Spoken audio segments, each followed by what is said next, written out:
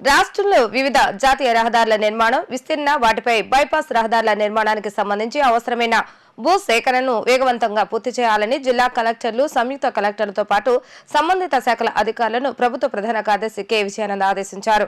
భూ సేకరణకు సంబంధించిన నిబంధనల ప్రకారం రైతులకు నష్టపరిహారాన్ని అందించి సకాలంలో భూసేకరణ ప్రక్రియను పూర్తి చేసి ఆయా నిర్మాణ సంస్థలకు అందజేయాలని స్పష్టం చేశారు.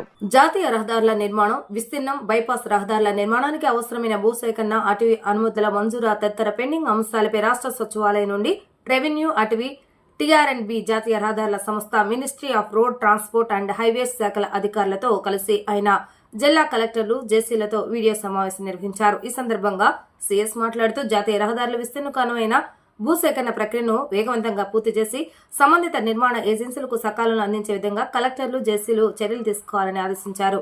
అనంతరం జాతీయ రహదారులకు సంబంధించి పెండింగ్ భూసేకరణ, అటవీ అనుమతుల మంజూరులపై జిల్లాల వారీగా కలెక్టర్లు, జేసీలతో సీఎస్ విజయానంద్ సమీక్షించారు. భూసేకరణకు సంబంధించిన నిబంధనల ప్రకారం రైతులకు నష్టపరిహారాన్ని అందజేసి సకాలంలో భూసేకరణ ప్రక్రియను పూర్తి చేసి ఆయా నిర్మాణ సంస్థలకు అందజేయాలని స్పష్టం చేశారు. ఈ విషయంలో వివిధ సమస్యలను సకాలంలో పరిష్కరించేందుకు వీలుగా రెవెన్యూ, అటవీ, టీఆర్ఎండ్బి, జాతీయ రహదారుల సంస్థ, ministry of road transport and highways శాఖల అధికారుల సమన్వయంతో పనిచేయాలని సిఎస్ విజయానంద్ చెప్పారు.